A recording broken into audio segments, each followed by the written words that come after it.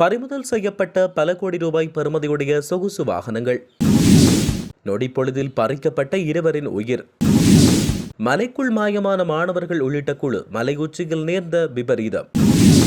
இன்று செம்மணி பகுதியில் கண்டுபிடிக்கப்பட்ட முக்கிய அடையாளம். தோண்ட தோண்ட காத்திருக்கும் அதிர்ச்சி. செம்மணியில் மண் மாதிரிகளை பகுப்பாய்வு செய்வதற்கு வந்த விசேட குழுவினர். யாழில் வெடித்த போராட்டம். கல்லுண்டாய் பகுதியில் பரபரப்பு. யாழ் கடற்பகுதியில் இடம்பெற்ற படகு விபத்தில் கடற்றொழிலாளர் உயிரிழப்பு. இயற்கை எரிவாயுவின் விலையில் ஏற்பட்டுள்ள மாற்றம். வேக கட்டுப்பாட்டை இழந்து விபத்துக்குள்ளான வாகனம்.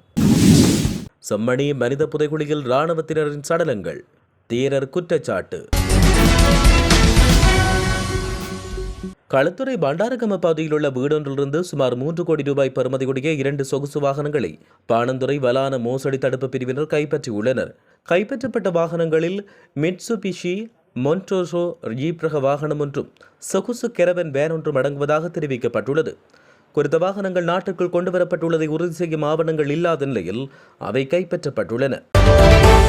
நுரைச்சோலை போலீஸ் பிரிவுக்குட்பட்ட பாலாவி கற்பட்டி வீதியில் தலுவ 6வது மைல்கல் பகுதியில் இடம்பெற்ற விபத்தில் 2 உயிரிழந்தனர். தொழில்நுட்ப கோளாறு காரணமாக தனியார் பேருந்தொன்று வீதியின் ஓரத்தில் நிறுத்தப்பட்ட போது பேருந்தில் இருந்த 2 பேருந்திலிருந்து இறங்கி பேருந்தின் பின்னால் காத்திருந்த நிலையில் பாலாவி திசையிலிருந்து கற்பட்டி திசை நோக்கி சென்ற லொரி ஒன்று 2 மீதும் பேருந்து மீது மோதியது. விபத்தில் படுகாயமடைந்த 2 புத்தளம் வைத்தியசாலையில் அனுமதிக்கப்பட்ட நிலையில் உயிரிழந்தனர். கண்டி இரட்டைமுல்ல பகுதியில் 12 முதல் 24 வயதுக்குட்பட்ட மாணவர்கள் உள்ளிட்ட 8 பேர் கொண்ட குழு நேற்று மாலை ஹந்தானை மலைக்குச்சியை பார்வையிட ஒன்று கூடியது. பின்னர் மூடு பனி மற்றும் மழை காரணமாக அவர்களால் திருப்பி வருவதற்கு பாதையை கண்டறிய முடியாமல் வழி தவறியிருந்தனர். இதைப்பற்றி பெற்றோருக்கு அறிவித்த பின்னர் ராணுவமும் போலீசாரும் இணைந்து தேடுதல் நடவடிக்கை மேற்கொண்டு மாணவர்கள் உள்ளிட்ட குழுவை கண்டறிந்தனர். மீட்கப்பட்ட குழுவினர் பேராதனை வைத்தியசாலைக்கு அனுப்பி வைக்கப்பட்டதோடு அவர்களுக்கு எவ்வித பாதிப்பும் ஏற்படவில்லை என தகவல்கள் தெரிவிக்கின்றன. இதுவரை காலமும் செம்மணி மனித புதைகுழியிலிருந்து வேறு பொருட்கள் எவையும் மீட்கப்படாத நிலையில் இன்றைய தினம் பையொன்றும் துணியொன்றும் அடையாளம் காணப்பட்டுள்ளது. செம்மணி மனித புதைகுழியில் 2ஆம் கட்ட அகழ்வு பணியின் 4ஆம் நாள் பணிகள் இன்று முன்னெடுக்கப்பட்டன. செம்மணி அகழ்வு பணிகள் ஆரம்பிக்கப்பட்ட மே மாதம் முதல் இன்றைய தினம் ஞாயிற்றுக்கிழமை வரை 33 மனித எலும்புக்கூட்டு எச்சங்கள் அடையாளம் காணப்பட்டுள்ள நிலையில் 22 எலும்புக்கூட்டு எச்சங்கள் அகழ்ந்தெடுக்கப்பட்டுள்ளன. மேலும் பல குழந்தைகளின் எலும்புக்கூடுகள் கண்டுபிடிக்கப்பட்டுள்ளன. அதில் ஒரு சிறு குழந்தையின் எலும்புக்கூடு, நீல நிற பை மற்றும் சில உடை துணிகள் கண்டுபிடிக்கப்பட்டன. அதேவேளை செய்மதிப்படங்களூடாக அடையாளப்படுத்தப்பட்ட பகுதிகளில் எதிர்வரும் நாட்களில் அகழ்வு பணிகளை முன்னெடுப்பதற்கு ஏதுவான அப்பகுதிகளை துப்புரவு செய்யப்பட்டுள்ள நிலையில் அடுத்து வரும் நாட்களில் அந்த இடத்தில் அகழ்வு பணிகள் முன்னெடுக்கப்பட உள்ளன. அதேவேளை மனித புதைகுழி காணப்படும் இடத்தில் உள்ள மண் மாதிரிகள் பரிசோதனைக்காக இன்றைய தினம் எடுத்துக் கொள்ளப்பட்டுள்ளது.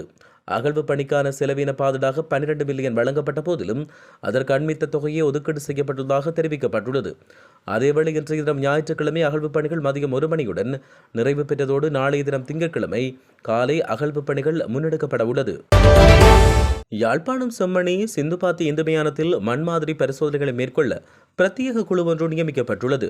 மனித புதைகுழி அமைந்திருக்கும் இடத்தில் மண் மாதிரிகளை பரிசோதனை செய்வதற்கு சட்ட மருத்துவ அதிகாரிகளால் விண்ணப்பம் நீதிமன்றத்துக்கு செய்யப்பட்டது. இந்த விண்ணப்பத்துக்கு நீதிமன்றம் முறையான அனுமதி வழங்கியதை தொடர்ந்து மண் மாதிரிகளை பரிசோதனை செய்வதற்காக கொழும்பில் இருந்து குறித்த குழு வருகை தந்து பரிசோதனை நடவடிக்கையில் ஈடுபட்டுள்ளது. இதைவிட யாழ்ப்பாண பல்கலைக்கழக ரசாயனவியல் பீட பேராசிரியர்களும் கார்பன் பரிசோதனைகளை மேற்கொண்டு வருகின்றனர். யாழ்ப்பாண மாநகர சபையின் கழிவகற்றும் வாகனங்களை மறித்து கல்லுண்டாய் பகுதி மக்களும் மானிப்பாய் பிரதேச சபையின் உறுப்பினர்களும் போராட்டத்தில் ஈடுபட்டனர். குறித்த போராட்டம் இன்று முன்னெடுக்கப்பட்டது.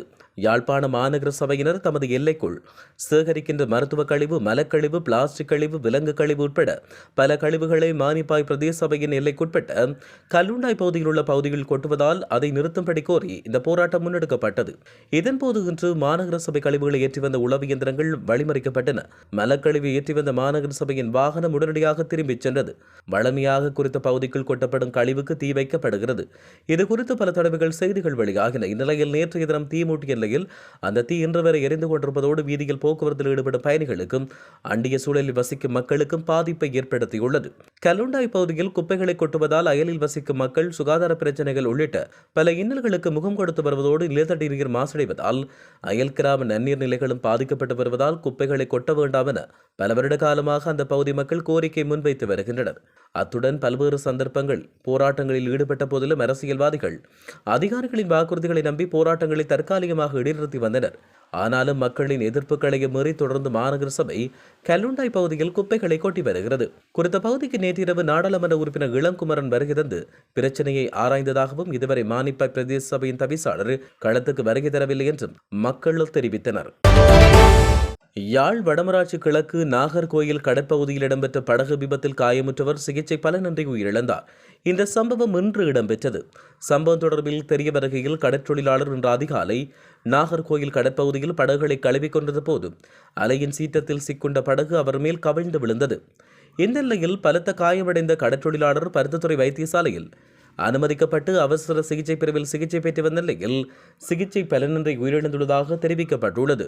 சம்பவம் தொடர்பாக மருதங்கனி போலீசார் மேலதிக விசாரணைகளை மேற்கொண்டு வருவதாக கூறப்படுகிறது. சர்வதேச சந்தையில் இயற்கை எரிவாயுவின் விலை அதிகரிப்பை பதிவு செய்துள்ளது. அதன்படி இன்றைய தினம் உலக சந்தையில் இயற்கை எரிவாயுவின் விலை $3.73 அதிகரித்துள்ளது.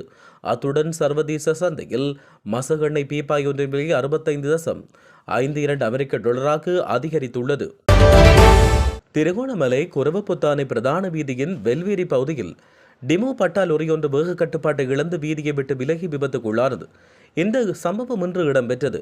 வவுனியாவில் இருந்து மூதூர் நோக்கி பயணித்த பட்டாரக வாகனமே இவ்வாறு விபத்துக்குள்ளானது. பாதையை விட்டு விலகிய லொரி மின்கம்பத்துடன் மோதியதாக தெரிவிக்கப்பட்டுள்ளது. ஐநா மனித உரிமைகள் ஆணையாளர் இலங்கை வந்து திரும்பிய நிலையில் பல விடயங்கள் பேசுபொருளாகியுள்ளன. அதில் செம்மணி விவகாரமாக இருக்கட்டும், காணாமல் போனோர் விவகாரம் என பல விடயங்கள் தற்போது பரவலாக பேசப்படுகின்றன. இது இவ்வாறு இருக்க, முன்னதாக பிரித்தானிய தமிழர் பேரவையானது தமிழரசு கட்சியில் அக்கால பகுதியில் இருந்த ஸ்ரீதரன், சுரேஷ் பிரேமச்சந்திரன் போன்றோரை ஈழத்தமிழர் விவகாரம் குறித்து பேசுவதற்கு ஐநாவுக்கு அழைத்தது. இந்நிலையில் அதற்கு சம்பந்தன், சுமந்திரன் போன்றோர் தடை விதித்திருந்த நிலையில் கட்சியிலிருந்து ஸ்ரீதரன் வெளியேற்றப்படுவதற்கான சூழல் அதன்போது காணப்பட்டது. அந்த சூழ்நிலையில் தாயகத்தில் இருந்த மக்களால் தெரிவு செய்யப்பட்ட உறுப்பினர்களையும் ஐநா கோரிய போது நாங்கள் தமிழ் பிரதிநிதிகளை அங்கு கொண்டு வந்து நிறுத்தினோம் என பிரித்தானிய தமிழர் பேரவையின் மனித உரிமைகள் இணைப்பாளர் சுதா தெரிவித்தார். யாழ் செம்மணி மனித புதைகுழி விவகாரத்தை மீள தோண்டுவதன் மூலம் இவர்கள் எதிர்பார்ப்பது என்ன? தமிழீழ விடுதலை புலிகளால் கொல்லப்பட்ட இராணுவத்தின் சடலங்கள் கூட அங்கு இருக்கக்கூடும் என முன்னாள் நாடாளுமன்ற உறுப்பினர் அக்மீம் என தயாரத்தினர் தெரிவித்தார். செம்மணி மனித புதைகுழி விவகாரம் தொடர்பில் கருத்துரைத்த போதே அக்மீம் என தயாரத்தின தேரர் இவ்வாறு தெரிவித்தார். அவர் மேலும் தெரிவிக்கையில், யாழ்ப்பாணம் செம்மணி மனித புதைகுழி தொடர்பில் தற்பொழுது மீண்டும் பேசப்படுகிறது. இந்த விவகாரம் மீள தோண்டப்படுவதன் நோக்கம் என்ன? இந்த நாட்டில் போர் நிலவியது, பயங்கரவாதம் இருந்தது, மக்கள் கொல்லப்பட்டார்கள், படையினர் கொல்லப்பட்டார்கள், அழிவுகள் ஏற்பட்டன. கடைசியில் படையினர் தான் போரை முடித்து வைத்தனர், அமைதியை ஏற்படுத்தினர். செம்மணி மனித புதைகுழியில் இருப்பவை யாருடைய சடலங்கள்? பூநகரி மற்றும் ஆனையிரவு மோதலின் போது படையினர் விடுதலை புலிகளால் கொல்லப்பட்டனர். சில உடல்கள் கிடைக்கப்பெற்றன. எனவே செம்மணியில் மீட்கப்படும் மனித சிதிலங்கள் இராணுவத்தினுடையவை என எம்மால் கூற முடியும். செம்மணி புதைகுழியை எதற்காக மீண்டும் தோண்டிக் கொண்டிருக்கிறார்கள்? இந்த விடயத்தை தோண்ட தோண்ட அது யாசகனின் காயங்கள் போல மாறிவிடும். எனவே அரசாங்கமும் தமிழ் அரசியல்வாதிகளும் பொறுப்புடன் செயற்பட வேண்டும் என அவர் இதன்போது குறிப்பிட்டிருந்தார்.